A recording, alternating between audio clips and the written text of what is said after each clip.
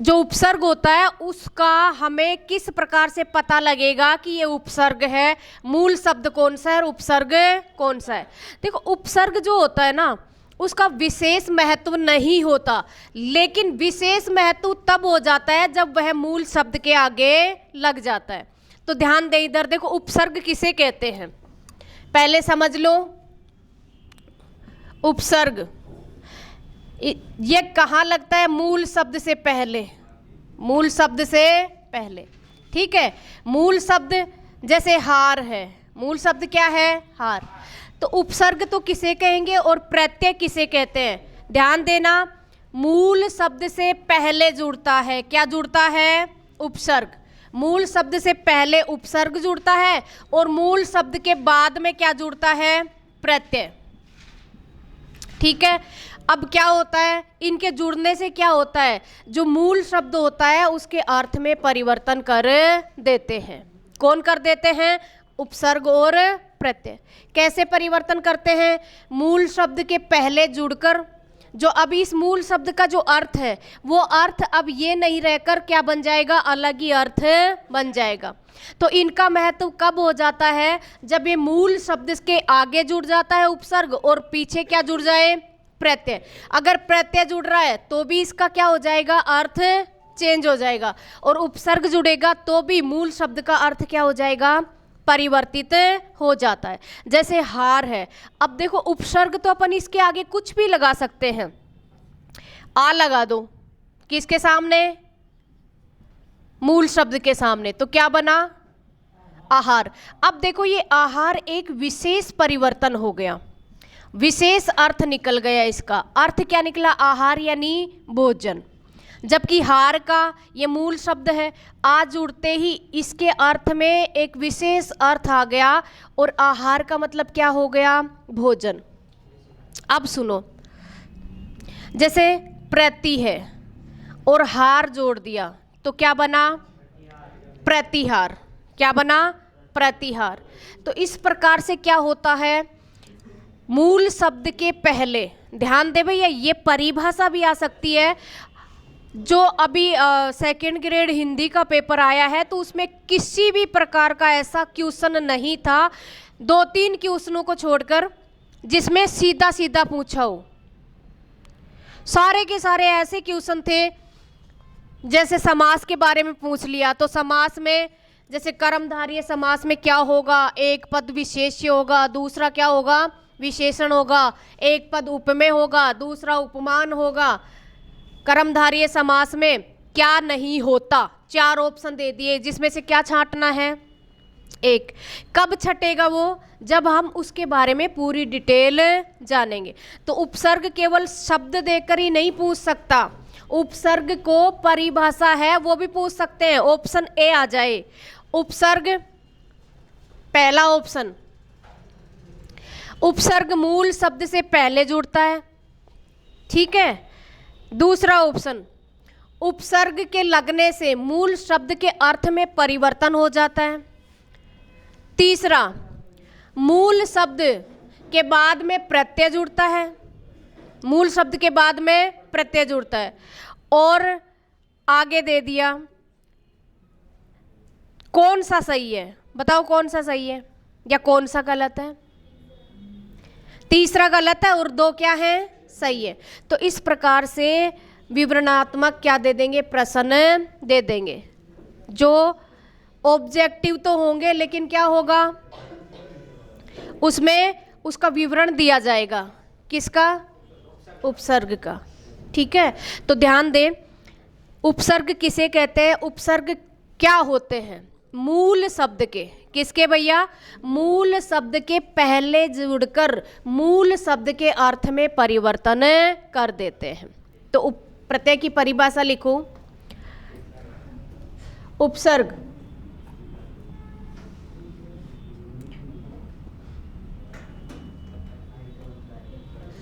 लिखो।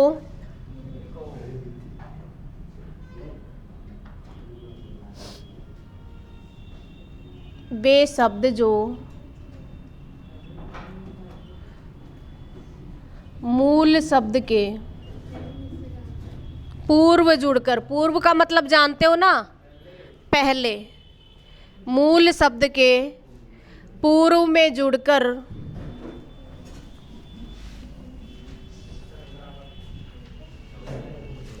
मूल शब्द के पूर्व यानी पहले, पूर्व में जुड़कर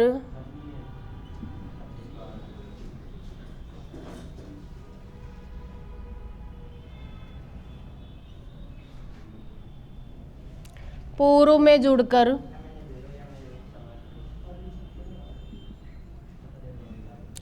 उसके अर्थ में परिवर्तन कर देते हैं, उसके अर्थ में परिवर्तन कर देते हैं। किसके अर्थ में? किसके अर्थ में परिवर्तन कर देते हैं? मूल शब्द के।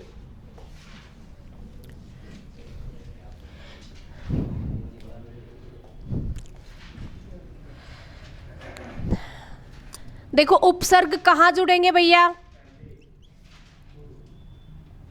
मूल शब्द के, मूल शब्द से पहले क्या जुड़ेगा? उपसर्ग।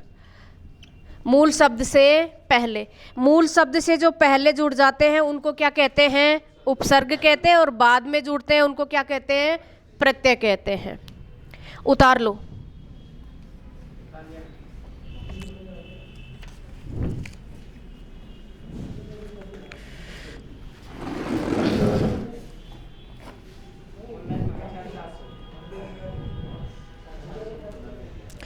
यहां आप थोड़ा सा करेक्शन कर लो शब्दांश।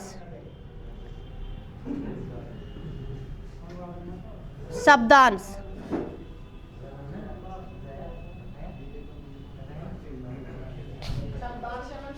शब्दांश, शब्दांश यानी शब्द का अंश, पूरा शब्द नहीं होता।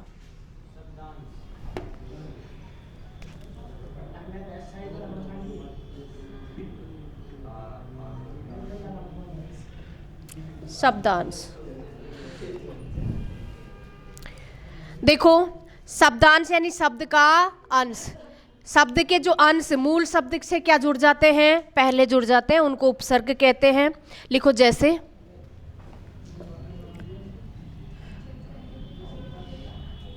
आ उपसर्ग है, तो इसको किस में जोड़े?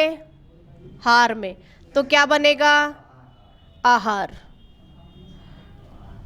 ये ऐसे मतलब इसकी आप संयोग होगा, ये इसके साथ जुड़ जाएगा, बस हार के साथ में जुड़ जाएगा क्या? आ। तो इसको ऐसे भी लिख सकते हैं, आ जुड़ जाएगा हार के साथ में तो क्या हो जाएगा? आहार। अब बताओ हार के साथ में उप जोड़ो, उप जोड़ेंगे तो क्या बन जाएगा? उपहार। अब मूल शब्द तो केवल क्या है? ये क्या है? मूल शब्द। और ये क्या है? उपसर्ग। ठीक है। प्र जोड़ो, प्र है, ओनली प्र, किसमें? हार में। प्रहार। परिवर्तन क्या हो रहा है आपने नोटिस किया हो तो? वी जोड़ेंगे हार में तो क्या बन जाएगा? विहार। आ उप प्र और वी, ये क्या है सब?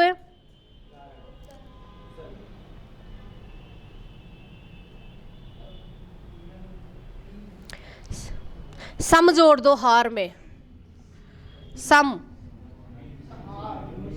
क्या बनेगा? संहार।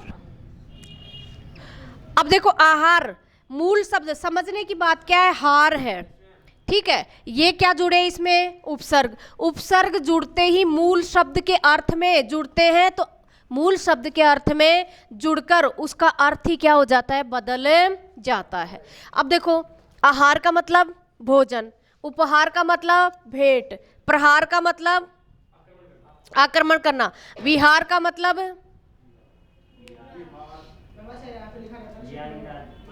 सुनो सुनो सुनो, अगर आप सड़क पर टहल रहे हो, ऐसे धीरे धीरे धीरे धीरे, तो उसको क्या बोलेंगे? टहलना बोलते हैं। क्या बोलते हैं? टहलना।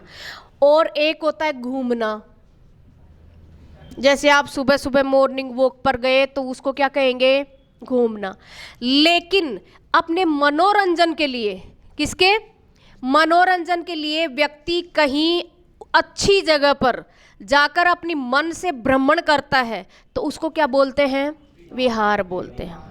ठीक है। जैसे आप गए जल में जा रहे हो, जल में गए, आप नौका में बैठ गए और वहाँ क्या कर रहे हो? नौका विहार, यानी नौका में बैठकर आनंद ले रहे हो। संहार, संहार का तो आपको पता ही है।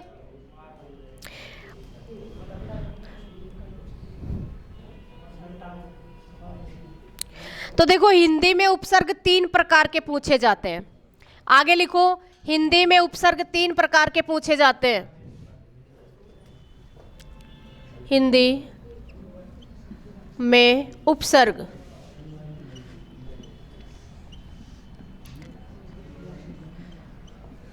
3 प्रकार के पूछे जाते हैं।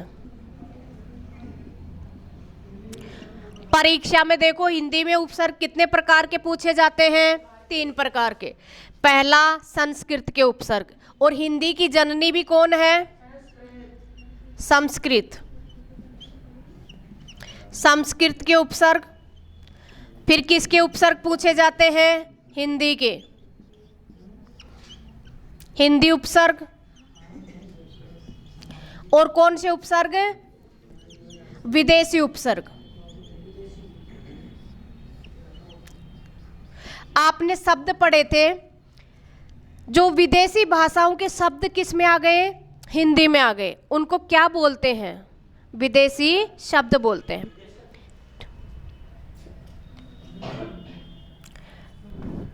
देखो शब्द कितने प्रकार के, इधर बताओ, मैं लिखती हूं। शब्द कितने प्रकार के? 4 प्रकार के। कौन कौन से? तत्सम, फिर तद्भव, देशज, और विदेशज नहीं होते, विदेशी। ठीक है। कौन से शब्द? विदेशी शब्द। कौन से शब्द? विदेशी। अब देखो तद सम, तत्सम। ठीक है। तत्सम जो शब्द होते हैं, इसको ऐसे भी लिख सकते हैं। तत्सम शब्द किसके होते हैं? संस्कृत के। ध्यान रखना, जो शब्द संस्कृत के होते हैं वो शब्द क्या कहलाएंगे? तत्सम शब्द। जैसे मैंने लिखा, कल एक वो आया था 2nd ग्रेड में, नव कंज लोचन कंज मुख कर कंज पद कंजारुणम। इसमें है ना राम जी की जो आरती है उसमें एक क्वेश्चन आया, मन जाहि राचो मिलहि सोवर सहज सुंदर सामरो करुणा निधान सुजान शील स्नेह जानत राम। ये शब्द किसने किसको कहे? अब क्या पता।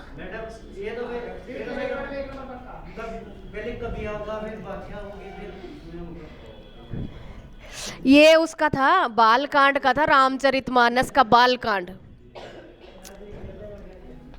तो ध्यान दो, शब्द कितने प्रकार के? 4 प्रकार के।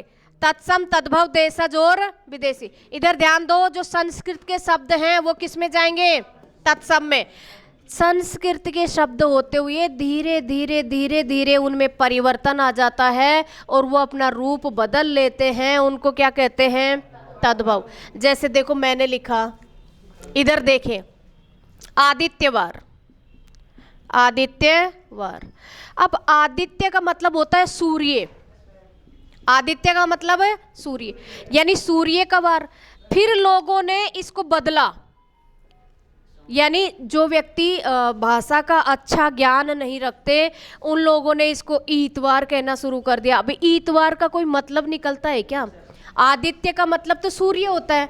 फिर इसको थोड़े पढ़े लिखे लोगों ने सुधारने का प्रयास किया और क्या कर दिया? ईतवार की जगह क्या कर दिया? रवि, यानी सूर्य। रवि का मतलब है सूर्य।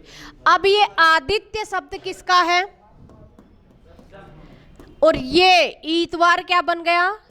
तद्भव बन गया। यानी आते आते आते आते, कहाँ तक आते आते? संस्कृत का शब्द जब हिंदी में प्रयुक्त हो रहा है, हिंदी तक आते आते उसके रूप में परिवर्तन हो जाता है, तो वो क्या बन जाते हैं? तद्भव। क्षेत्रीय भाषाओं के जो शब्द होते हैं उनको क्या कहते हैं? देशज। क्षेत्रीय भाषा जानते हो ना आप? जैसे प्रत्येक क्षेत्र में अलग अलग क्या बोली जाती है? बोली और भाषाएं बोली जाती हैं। क्षेत्र विशेष का प्रभाव पड़ जाता है तो उनको क्या कहेंगे? देशज। जैसे कोई शब्द बताओ जो देशज हो।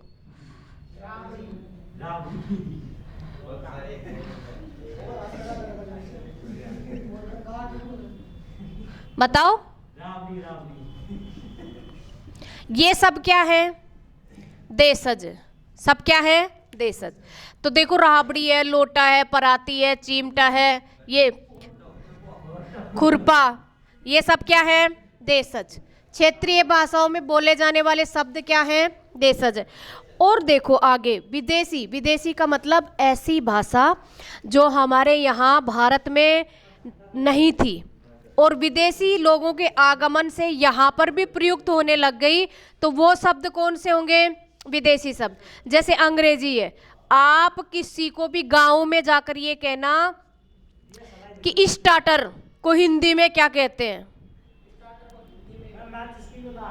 उनको आएगा ही नहीं, क्योंकि ये प्रचलन में आ गया। तो ये शब्द कौन सा है? अंग्रेजी का है, तो किस में जाएगा? विदेशी में। और कुछ शब्द उर्दू फारसी जापानी, ये जो शब्द हैं अन्य भाषाओं के, ठीक है, वो सब किस में जाएंगे? विदेशज नहीं, विदेशी। रट रखा है तूने, इसको देशज की जगह विदेशज कर देता है। तो शब्द कितने प्रकार के? 4 प्रकार के। कौन कौन से? तत्सम, तद्भव, देशज और विदेशी। तत्सम शब्द किसे कहते हैं? संस्कृत के शब्द जो ज्यों के त्यों ही प्रयुक्त करते हैं हिंदी में भी हम उनको, ठीक है। फिर देखो तद्भव। तद्भव संस्कृत का धीरे धीरे आते आते हिंदी तक जिनका रूप परिवर्तन हो जाता है उनको क्या कहते हैं? तद्भव। फिर क्षेत्रीय भाषाओं के जो शब्द होते हैं उनको क्या कहते हैं? देशज कहते हैं। और जो विदेशी भाषाओं के होते हैं उनको क्या कहते हैं? विदेशी शब्द। अगर मैंने ये लिख दिया रिक्शा,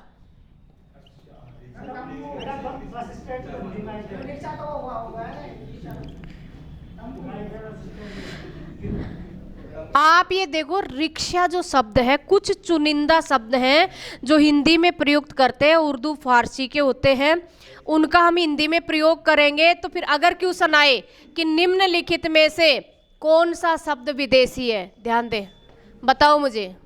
ऑप्शन ए, कौन सा शब्द पूछ रहे हैं? विदेशी शब्द पूछ रहे हैं, बताना। मैं जिससे पूछूं वो ही बताएगा कौन सा शब्द? विदेशी। मैंने लिखा प्रातःकाल, ठीक है। ऑप्शन बी औरत, ऑप्शन सी स्त्री, ऑप्शन डी नारी। बताओ विदेशी शब्द कौन सा है? देखो, स्त्री भी हिंदी का है, नारी भी हिंदी का है, प्रातःकाल संस्कृत का है, तो ये कौन सा है? संस्कृत का। क्या है? तत्सम। और ये तद्भव। और ये क्या है? विदेशी। ठीक है, कौन सा आ गया? विदेशी। तो आप ध्यान रखना।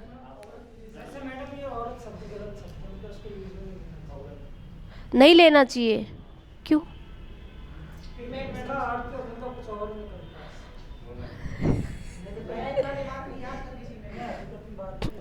नहीं, और का मतलब है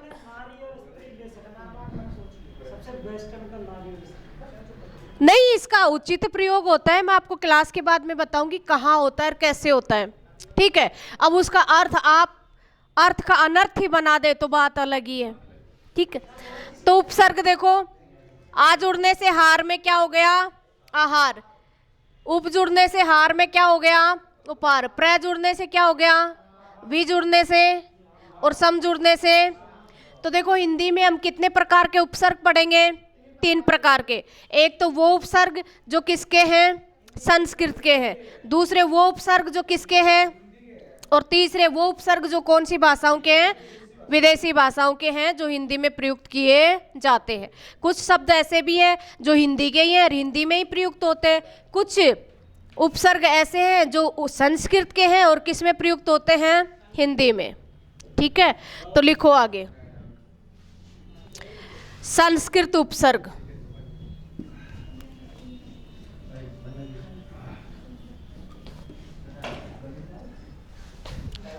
संस्कृत के उपसर्ग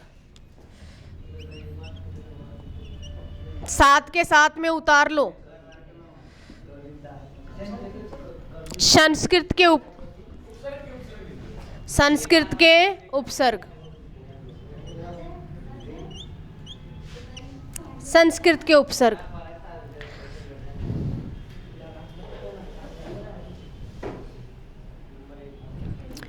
लिखो इसमें संस्कृत के उपसर्ग, संस्कृत के उपसर्ग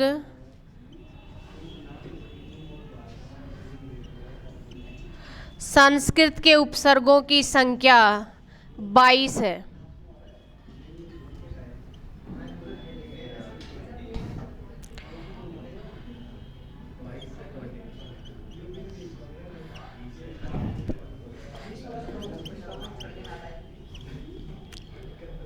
ये संस्कृत के उपसर्ग हैं,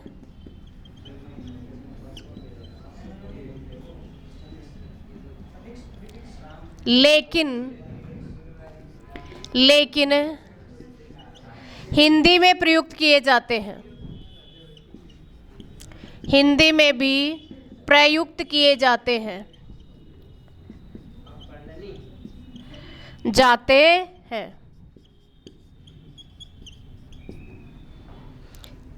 मूल रूप से किसके उपसर्ग हैं, संस्कृत के, लेकिन इनका प्रयोग हिंदी भाषा में भी कर लिया जाता है। अगर क्वेश्चन आता है कि संस्कृत के उपसर्गों की संख्या कितनी है, कितनी है, 22। संस्कृत के उपसर्ग जिनका हिंदी भाषा में प्रयोग किया जाता है उनकी संख्या कितनी है, 22 है। देखो, जो उपसर्ग होते हैं उनका कुछ भी अर्थ नहीं होता, कुछ भी अर्थ। अब आप मुझे कहें कि आ का मतलब क्या है, यहाँ पर कुछ भी नहीं, वी का मतलब क्या है, कुछ भी नहीं, शब्दांश से बस ये मूल शब्द में जुड़ जाते हैं तो फिर इनका क्या हो जाता है, अर्थ बदल जाता है।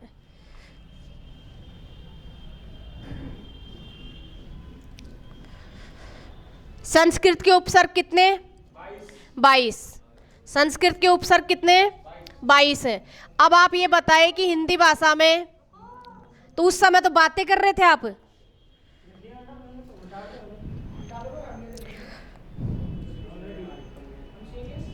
देखो आप है ना, अपनी जो कॉपी है उसमें 3 भाग बना लो, एक उपसर्ग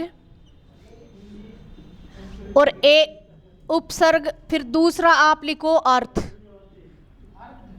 यानी इस शब्द का अर्थ क्या है, और फिर लिखो शब्द, बनने वाले शब्द, बनने वाले शब्द। उपसर्ग कौन कौन से हैं, उस उपसर्ग का अर्थ क्या है, और बनने वाले शब्द क्या बनेंगे। लिख लिया क्या?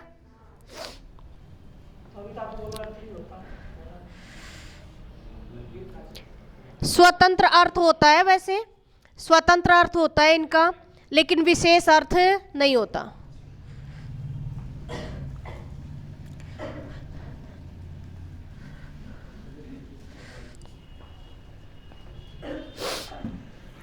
अति लिखो, अति। बहुत क्वेश्चन आते हैं इसी उपसर्ग से। पहला उपसर्ग अति, अर्थ होगा अधिक। इसका अर्थ क्या है, अति का मतलब अधिक या फिर परे।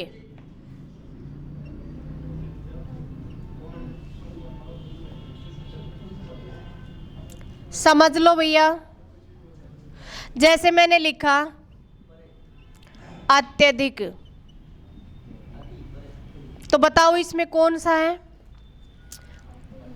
उपसर्ग कौन सा है, अति, अति प्लस अधिक।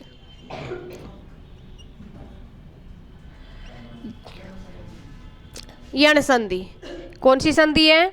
यण। अब आपको ये ध्यान रखना है कि शब्द दे देंगे वो अत्यधिक में कौन सा उपसर्ग है। अत्यधिक में कौन सा उपसर्ग है तो आपको कैसे पता चलेगा कि इसमें अति है, तो इसका आप क्या कर देंगे? विच्छेद कर देंगे। संधि विच्छेद होगा तो अपने आप उपसर्ग निकल कर आ जाएगा। तो यहाँ पर देखो मूल शब्द क्या है? अधिक, और उसमें प्रत्यय क्या है? अति। तो अति धन अधिक बराबर क्या बना? अत्यधिक। केवल ये शब्द दे दे कि अत्यधिक में उपसर्ग कौन सा है, तो कौन सा आएगा? अति।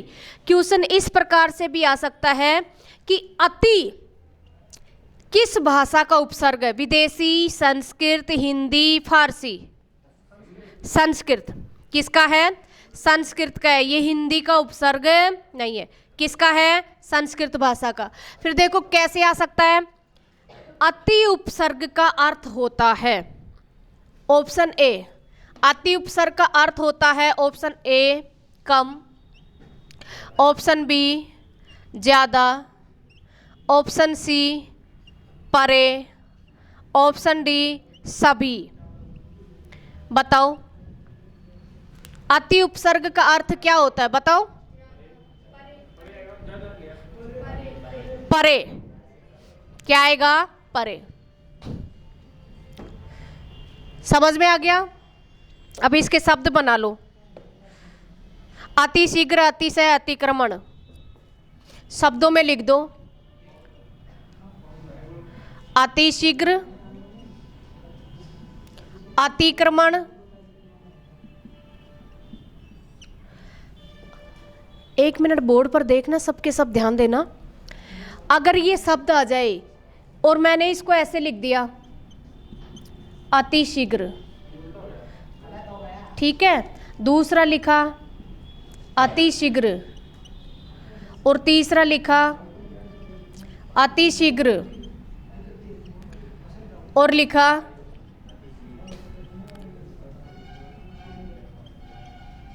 तो इसमें बताओ शुद्ध शब्द कौन सा है? कौन सा है? पहला, दूसरा, तीसरा, चौथा? कौन सा है? दूसरा। तो ये आपको कहाँ से पता चला कि ये ही आ रहा है? आपको ये पता होना चाहिए कि मूल शब्द शीघ्र है और शीघ्र में क्या जुड़ा है? अति। इसलिए मात्रा क्या आएगी? छोटी। भैया उपसर्ग और संधि ये क्या करते हैं? शब्दों का शुद्धिकरण करते हैं। अगर संधि और उपसर्ग समझ में आ गए तो अपने आप ही आप क्या कर लेंगे? शब्द शुद्ध कर लेंगे। तो देखो ये अति शीघ्र क्यों नहीं आ रहा? क्योंकि शीघ्र में क्या जुड़ा हुआ है? अति। और इस उपसर्ग की मात्रा क्या है? छोटी है। लिखो अत्यंत, अत्यधिक, अत्याचार। अत्याचार, अत्याचार क्या हो जाएगा? अति धन आचार। अति धन आचार तो क्या हुआ? अत्याचार। अत्यंत,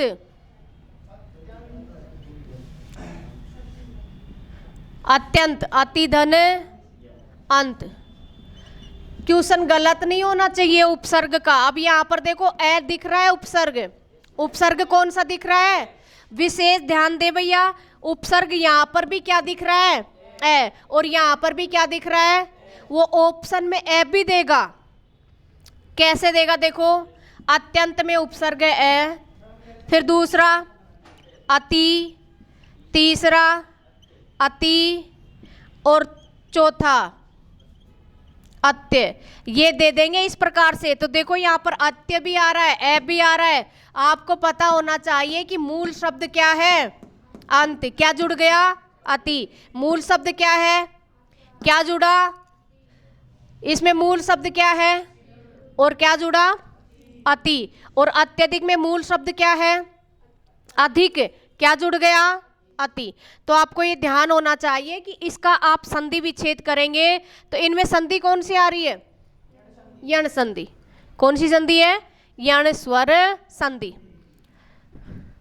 अगर बिल्कुल सीधा सीधा ही दे दे तो आप समझ में वैसे ही छांट लेंगे कि अति है इसमें अगर दिखेगी तो। एक शब्द दे रही हूं मैं, अतीन्द्रिय, वेरी इंपॉर्टेंट। मैं जो भी शब्द लिखवा रही हूं अतीन्द्रिय। अब इसमें ऑप्शन ए उपसर्ग ए, ऑप्शन बी अति, ऑप्शन सी अति और ऑप्शन डी क्या आ जाएगा? ऑप्शन सी अति धन इंद्रिय। ठीक है, अतीन्द्रिय। यहां आप उपसर्ग की बात कर रहे हैं, ठीक है, ये आप लगाओ तो देखो तोड़ लो इस शब्द को, अतीन्द्रिय।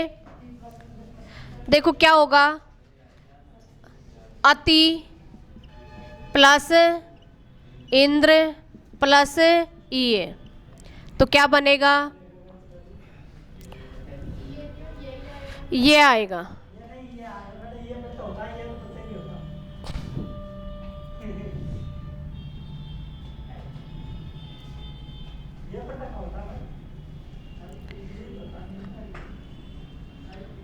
ए है इसमें, ए है, प्रत्यय तो ए है, जैसे गौरव में होता है ना ऐसे, वो बाद में बता देंगे।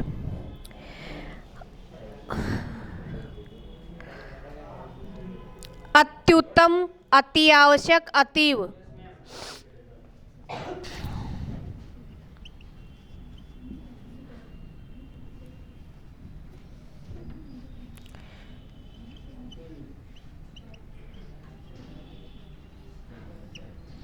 अत्युत्तम, अति धन उत्तम, अत्युत्तम। और शब्द अतीव दिख रहा है क्या इसमें? अतीव में क्या हो जाएगा? क्या होगा इसमें?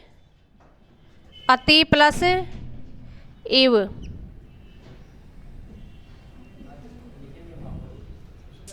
छोटी ये आएगी, अति प्लस इव।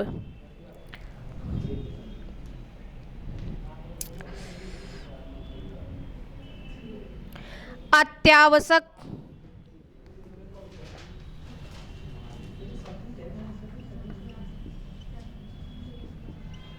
क्या हो जाएगा? अति धन आवश्यक।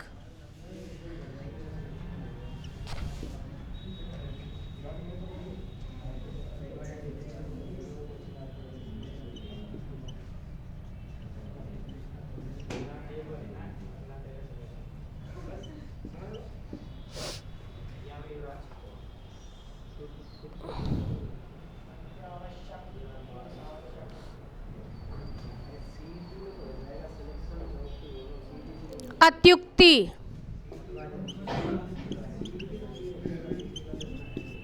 क्या होगा? अति प्लस उक्ति। कौन सी संधि है यहाँ पे?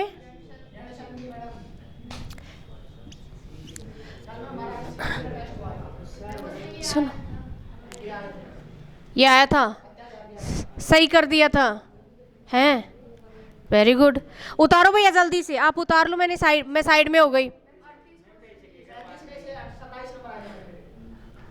अच्छा, वेरी गुड, अच्छा स्कोर रहा। हाईएस्ट किसके आए? कितने क्वेश्चन थे? 38 थे। आपके कितने क्वेश्चन सही हुए? अच्छा, आपके भी बराबर है क्या? 3-4 स्टूडेंट। अच्छा, देखो इनको है ना, आप उतारो जल्दी से।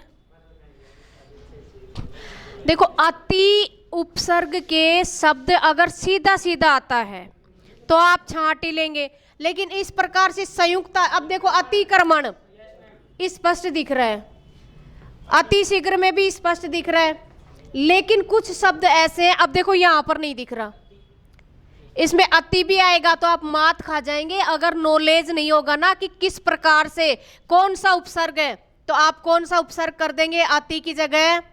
अति ही कर देंगे, इसको टिक लगा देंगे। तो आपको पता होना चाहिए कि अत्याचार में कौन सा उपसर्ग है? अति। अति धन आचार। अतीन्द्रिय में कौन सा है? अति धन इंद्रिय। अति प्लस उत्तम, अति प्लस, ठीक है, तो क्या बन गया? अति।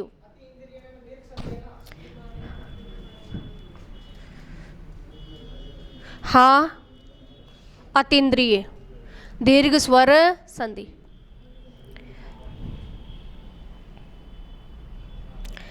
फिर लिखो अधि, अगला उपसर्ग अधि।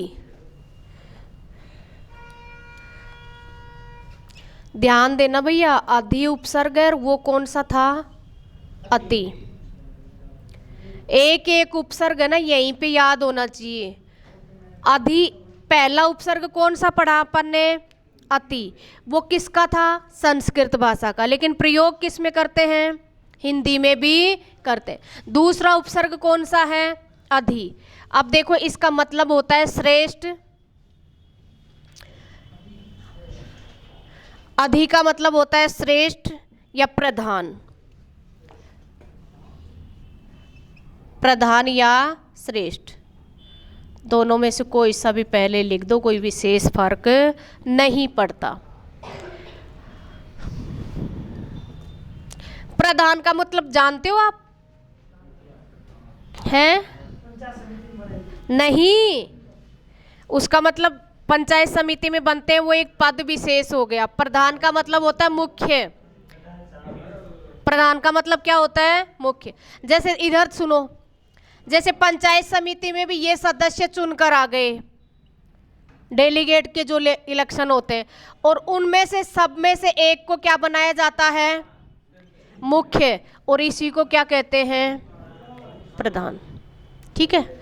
जैसे गांव में आप सुनते हो, गांव में कोई भी व्यक्ति अगर महत्वपूर्ण भूमिका निभाता है किसी भी काम के लिए, तो उसको लोग क्या कहना शुरू कर देते हैं? प्रधान। ठीक है।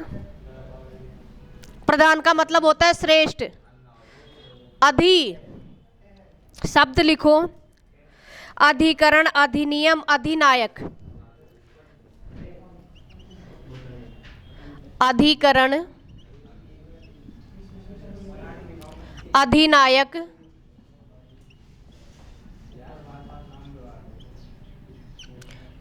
अधिकरण, अधिनायक। अब इसमें देखो, करण में क्या है? अधि, स्पष्ट दिख रहे हैं इसमें। अधिनियम, अधिकार, अधिमास। अधिनियम, अधिकार,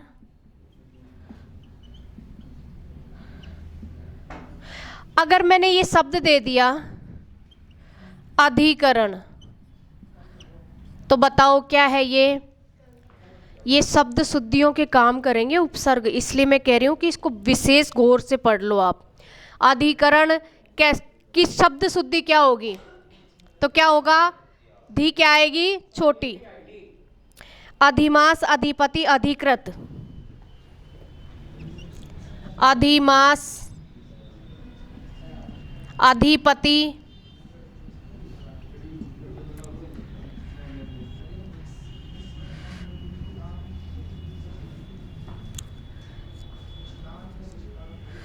हाँ, कल ये क्वेश्चन भी आया था सेकंड ग्रेड में।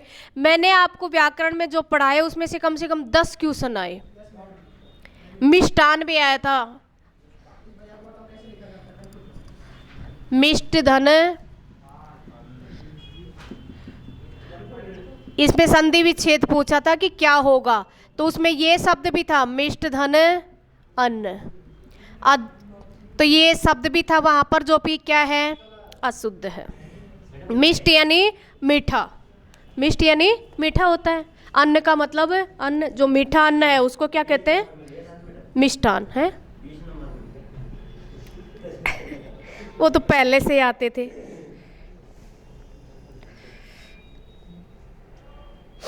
अब इसके कुछ विशेष शब्द लिखो जिनमें स्पष्ट नहीं है। अध्यक्ष, स्टार लगा के लिख लो इनको। इसी के हैं अध्यक्ष। अब बताओ इसकी संधि करो, इसका विच्छेद कर दो, बताओ। अधि प्लस अक्ष। समझ में आया किस प्रकार से बन रहे हैं? यहां पर ए दिखाई दे रहा है, लेकिन वास्तविक रूप से कौन सा उपसर्ग है? अधि। अक्ष का मतलब क्या होता है? ऐसे कहते हैं ना अध्यक्ष। अक्ष का मतलब यहां पर क्या है? अक्ष नहीं आता भाई। अध्यक्ष कहाँ बैठता है? कहाँ बैठता है? सामने बैठता है ना वो। अक्ष विशेष स्थान। तो यहाँ पर देखो अधि यानी श्रेष्ठ स्थान, उसको पर बैठने वाले को क्या कहते हैं? अध्यक्ष कहते हैं।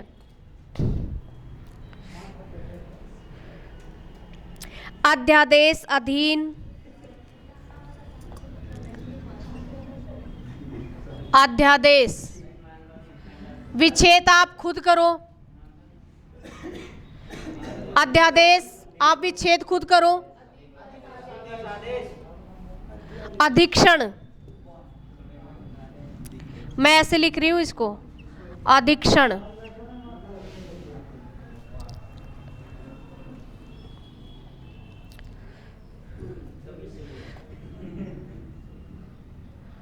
अधीक्षक, ये सब है ना इम्पोर्टेंट। अधीक्षक, अधीक्षक बताओ।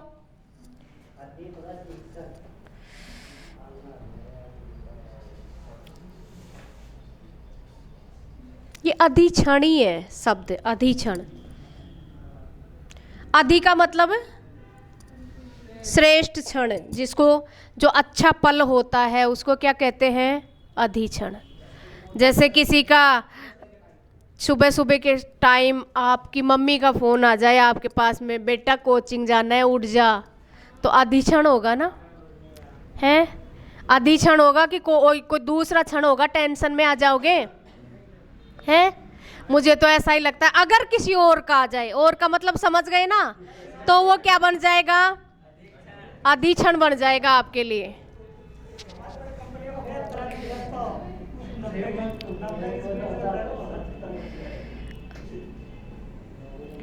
लिखो अध्ययन।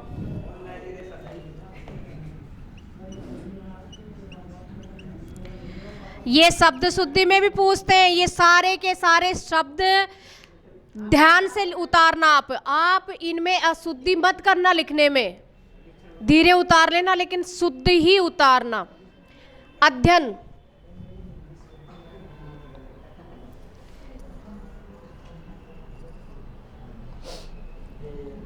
अध्यात्म,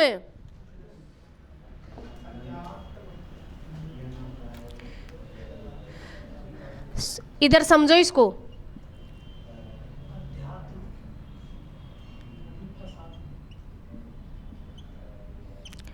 अध्यात्म।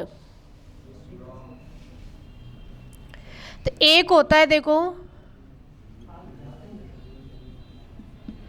एक बार समझ लो, आध्यात्मिक। अब इसमें क्या है? यहाँ पर एक प्रत्यय है। क्या है? एक प्रत्यय। अध्यात्म में एक प्रत्यय जुड़ते ही क्या बन जाएगा? आध्यात्मिक। अगर ये शब्द आ रहा है तो ये शब्द शुद्ध होगा, एक प्रत्यय जुड़ेगा तो। और अगर केवल अकेला है तो आध्यात्म नहीं होगा, क्या होगा? अध्यात्म। ये शब्द शुद्धि में बार बार रिपीट होता है ये शब्द, इसको स्टार लगा के लिखना है, ठीक है?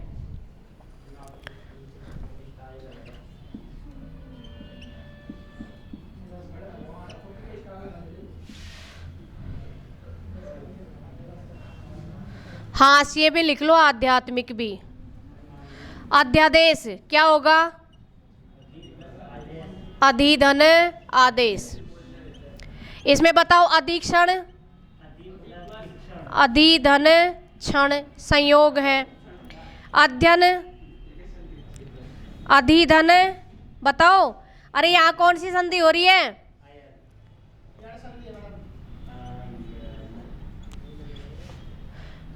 यहाँ पर ध्यान रखना, अधि बड़ा है लेकिन यहाँ पर क्या है, छोटा। अधि क्या है, छोटा उपसर्ग है, अधि छोटी मात्रा आएगी।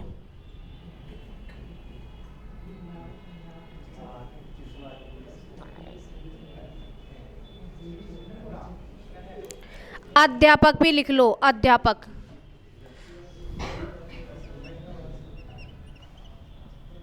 अध्यापक।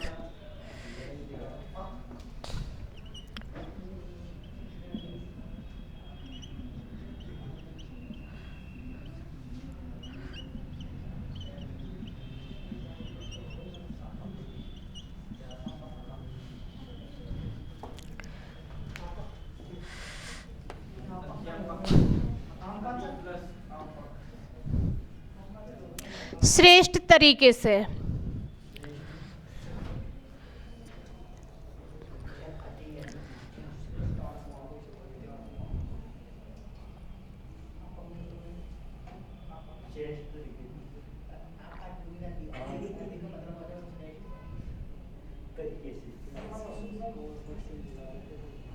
ज्ञान देने वाला।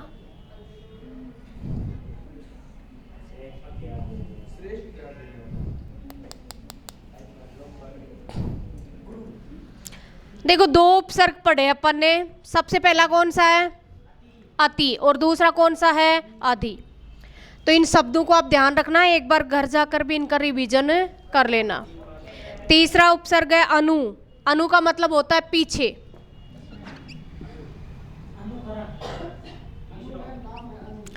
अनु छोटा आएगा इसमें, ठीक है। अर्थ क्या है, पीछे।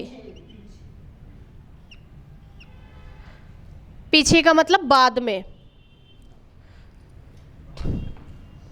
पीछे या समान। लेकिन यहाँ पीछे का मतलब क्या है, जैसे भाई मैं आया, मेरे पीछे राम आया, तो यहाँ पीछे का मतलब वो नहीं है कि आपके पीछे पीछे राम आया जस्ट बाद में। पीछे का मतलब ये है कि आपने जो कार्य किया उसके बाद में फिर किसी दूसरे ने संपन्न किया, उस अर्थ में होगा इसका।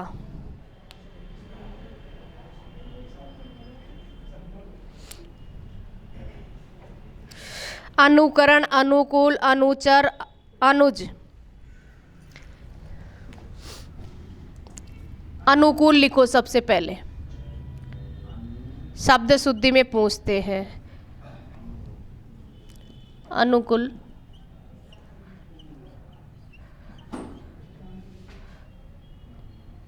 अनुकूल। बताओ कौन सा शुद्ध है, इसमें तो पता चल रहा है आपको वैसे ही। अनु उपसर्ग लगा हुआ है तो क्या है, सुनो। आप कैसे छांटेंगे कि मात्रा छोटी लगेगी या बड़ी, शुद्ध शब्द है या नहीं।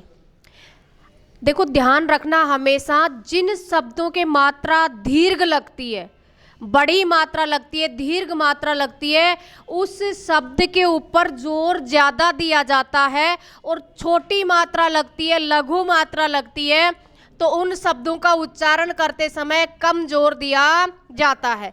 देखो कैसे मैंने लिखा, एक तो क्या लिखा, कूल, और एक क्या लिखा, कुल। तो देखो ये क्या है, कुल, और ये क्या है, कूल। कुल, कूल, कुल, ठीक है। तो इस प्रकार से मैंने ये लिखा, एक है नारी और एक है नारी, तो इसको क्या बोलेंगे आप, नारी, नारी, नारी, और उसको क्या बोलेंगे, नारी। जोर पड़ रहा है उस पे, तो आप समझ जाना। जैसे मैंने लिखा कुआ, और एक लिखा, तो बताओ इसमें है ना, इसमें तो क्या लगाएंगे, कम, और इसमें ज्यादा। तो जहां ज्यादा उच्चारण में ही आपको ये लगे ना कि इसका उच्चारण इस प्रकार से हो रहा है, तो वहां पर आप कैसी मात्रा लगा देंगे, छोटी या बड़ी, अपने हिसाब से लगाना। जहां कम जोर पड़ रहा है वहां पर क्या लगा देंगे, छोटी मात्रा। और बड़ी कहाँ लगेगी, जहां पर उच्चारण करते समय क्या लगे, ज्यादा जोर लगे। अनुकरण, अनुकूल, अनुचर, अनुज, अनुचर, अनुज। देखो जय का मतलब यहां पर क्या है, जय का मतलब पैदा होने वाला, अनु यानी छोटा। अब ये वाक्यांश के लिए एक शब्द भी जो आपके बाद में पैदा हुआ है उसको क्या कहेंगे, अनुज कहेंगे। क्या कहेंगे, अनुज। तो अनुज छोटे भाई को भी बोलते हैं। और जो बहन होगी वो अनुजा हो जाएगी। ठीक है, तो ध्यान रखना। अनु, ये सही है क्या है? तो यही तो पूछ रही हूँ, अनुकूल अनुकूल कितनी बार लिखा है, तो कौन सा सही है, पहला वाला। और लिखो, अनुवाद, अनुशासन, अनुभव। अनुवाद, अनुभव, अनुसरण,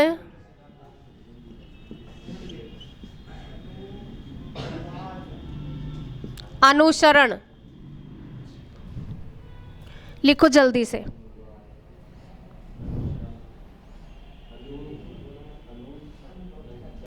अब इसका एक हार्ड शब्द लिखते हैं अपन, अन्वय।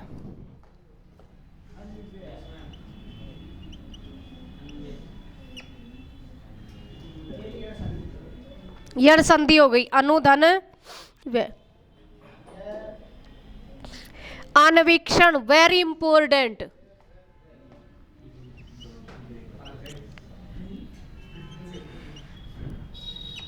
ये शब्द शुद्धि में भी आता है भैया, बार बार बार बार आता है अन्वीक्षण, वेरी इंपॉर्टेंट शब्द है। शब्द शुद्धि में भी पूछते हैं, इसको लिखना देख लेना, अन्वीक्षण।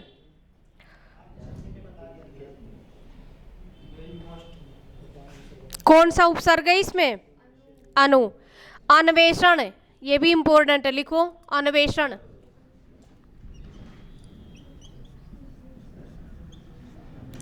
अन्वेषण, अनुधन एषण।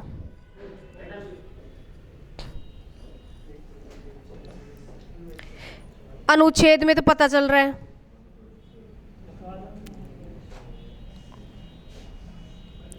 अनुदित लिखो आप, अनुदित।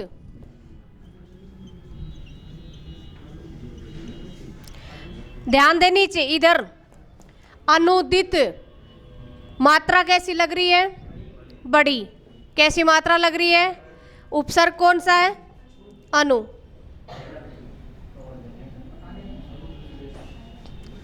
और शब्द भी ये शुद्ध है, ऐसे ही लिखा जाएगा, अनुदित।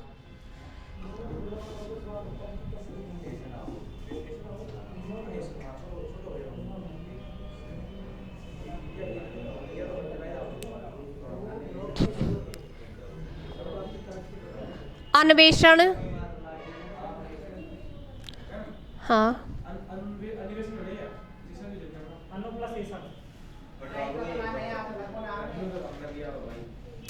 अनुधन एषण हो जाएगा,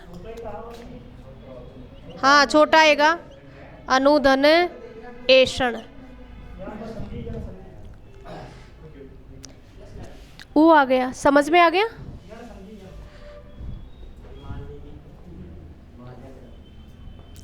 यहाँ अन्वीक्षण में कौन सी संधि है, अन्वीक्षण, अन्वीक्षण।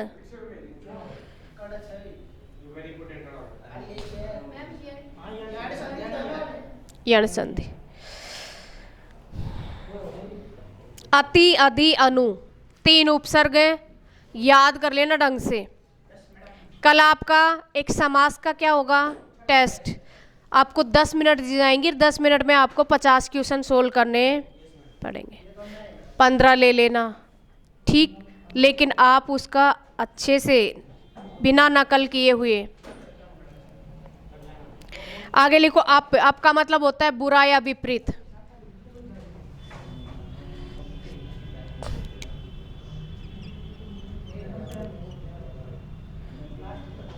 लास्ट कर लो, बुरा या विपरीत।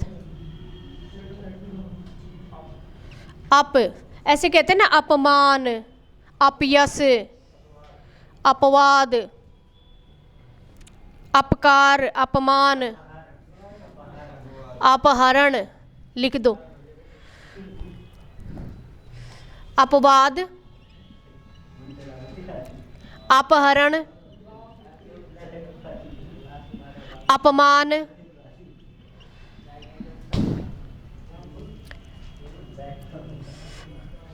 अब कुछ विशेष जो स्पष्ट दिखाई नहीं दे रहे वो लिख लो आप। इसमें तो सारे शब्द दिख रहे हैं, अपहरण, अपकीर्ति, अपराध, अपव्यय,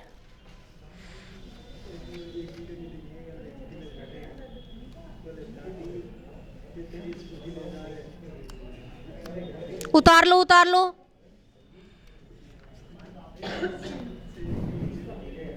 अपकीर्ति, अपराध, अपव्यय, अपकीर्ति, अपव्यय। अपव्यय का मतलब क्या होता है? एक तो होता है व्यय और एक होता है अपव्यय। अगर किसी माता पिता ने किसी छात्र को कहा बेटा आप तैयारी के लिए जा रहे हैं लेकिन अपव्यय से बचना। एक तो होता है व्यय यानी खर्च करना। अगर आपको आवश्यकता है, आपने बुक्स खरीद ली, क्या खरीद ली, मैं इधर हो जाती हूँ उतार लो। अगर आपने बुक्स खरीद ली तो वो तो आपने क्या किया, व्यय यानी खर्च कर दिया। और आपने फिजूल में कोई पैसे खर्च कर दिए तो उसको क्या बोलेंगे, अपव्यय यानी बुरे तरीके से। जैसे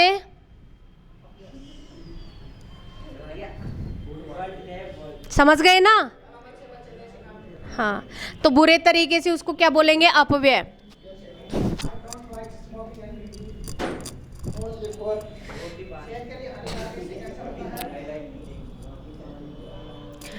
अब आप एक दिन पूछ रहे थे, एक भैया पूछ रहा था कि अपहरण किसे कहते हैं, और एक होता है हरण और एक होता है अपहरण।